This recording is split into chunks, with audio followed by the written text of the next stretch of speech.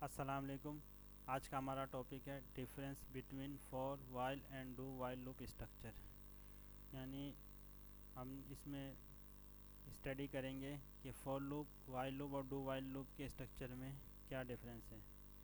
اس میں ہم دیکھتے ہیں کہ سب سے پہلے فور لوپ میں where we know at the start of loop, یعنی ہمیں پتہ ہوتا ہے فور لوپ جب ہم استعمال کرنے لگتے ہیں ہمیں پتہ ہوتا ہے کہ کتنی مرتبہ پرٹیکولر بلاک آف کوڈ کو ہم نے ایگزیکیوٹ کروانا ہے، یعنی لوپ کی باڈی کو ہم نے کتنی مرتبہ ایگزیکیوٹ کروانا ہے یہ ہمیں معلوم ہوتا ہے، اس لیے یہ ڈیفینیٹ ریپیٹیشن لوپ کہلاتا ہے۔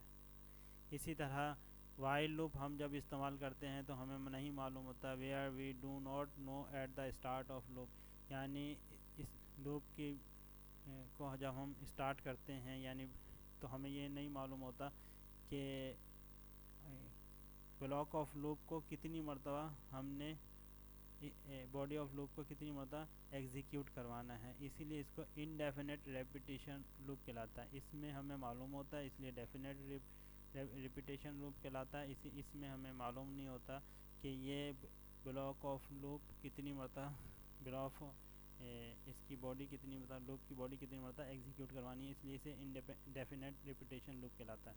اسی طرح ڈو وائل لوپ بھی انڈیفینیٹ ریپیٹیشن لوپ ہے، کیونکہ اس میں بھی ہمیں شروع میں نہیں معلوم ہوتا کہ لوپ کی باڈی کو کتنی مرتبہ ایگزیکیوٹ کروانا ہے۔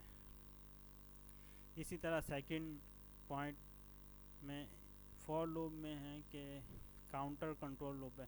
اس میں یہ کنٹرول لوپ ہے، اس میں انکریمنٹ اور ڈیکریمنٹ کے بنیاد پہ فیصلہ ہوتا ہے کہ یہ لوپ کتنی مرتبہ چلے گا، یعنی ہر مرتبہ ایک کا اضافہ ہوتا ہے ویریبل میں، اور پھر اگر مثال کے طور پر 10 مرتبہ ہم نے چلانا ہے تو ایک مرتبہ چلے گا، پھر دوسری مرتبہ چلے گا، اور ہر مرتبہ لوپ کی جو ویریبل جس کو ہم نے ڈکلیئر کیا ہے تو اس کی ویلیو ایڈ ہوتی جائے گی، اور جب 10 ہو جائے گی تو پھر یہ لوپ کی باڈی سے ایگزٹ کرے گا۔ یہ کاؤنٹر کنٹرول لوپ نہیں ہے، کیونکہ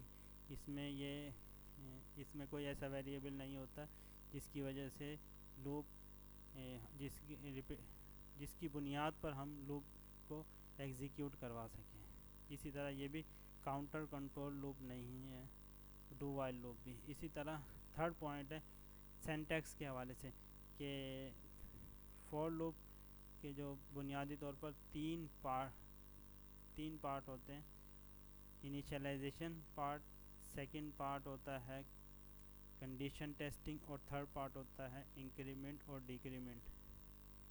یعنی فور لوپ کے سینٹیکس ہم اگر دیکھیں تو تین پارٹ پر مشتمل ہوتا ہے۔ دیر از 3 parts آف فور لوپ۔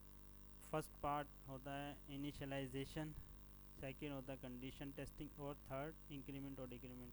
اسی طرح جو وائل لوپ ہوتا ہے وہ صرف اس میں صرف ایک پارٹ اس کا صرف ایک حصہ ہوتا ہے کنڈیشن ٹیسٹنگ۔ انکریمنٹ یا ڈیکریمنٹ کے لیے ہم اسی کے لوپ کی باڈی میں ہی انکریمنٹ اور ڈیکریمنٹ کروا سکتے ہیں۔ اسی طرح ڈو وائل لوپ بھی کبھی صرف ایک پارٹ ہوتا ہے، اس کو ہم بولتے ہیں ٹیسٹنگ کنڈیشن ٹیسٹنگ، اور انکریمنٹ ڈیکریمنٹ لوپ کی باڈی میں ہوتا ہے، جبکہ فور لوپ میں لوپ کی باڈی میں نہیں ہوتا ہے، شروع میں ہی ہوتا ہے۔ اسی طرح جو ٹیسٹنگ کنڈیشن ہوتی ہے فور لوپ میں شروع میں ہوتی ہے، اس لیے اس کو پری ٹیسٹ لوپ کہلاتا ہے۔ ٹیسٹنگ کنڈیشن شروع میں ہوتی ہے، پھر اس کے بعد کنڈیشن ٹیسٹ ہوتی ہے، پھر لوپ کی باڈی ایگزیکیوٹ ہوتی ہے۔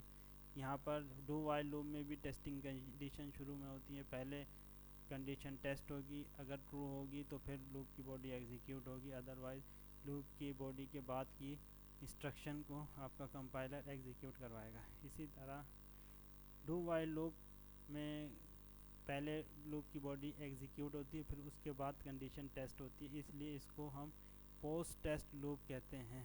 اس لیے پوسٹ ٹیسٹ ہونے کی وجہ سے ایٹ لیسٹ اس کی باڈی ایک مرتبہ ضرور ایگزیکیوٹ ہوتی ہے، اس لیے اس کو پوسٹ ٹیسٹ لوپ کہتے ہیں۔ اگر کنڈیشن ٹرو ہوگی تو سیکنڈ ٹائم یہ ایگزیکیوٹ کرے گا، اس کی باڈی ایگزیکیوٹ ہوگی، ادروائز اس کی باڈی کے جو نیکسٹ اسٹیٹمنٹ ہوگی اس کی باڈی کے بعد تو وہ اس کو ایگزیکیوٹ کروائے گا۔ یہاں پر آپ کا یہ ٹاپک کمپلیٹ ہوتا ہے difference between for while and do while loop structure.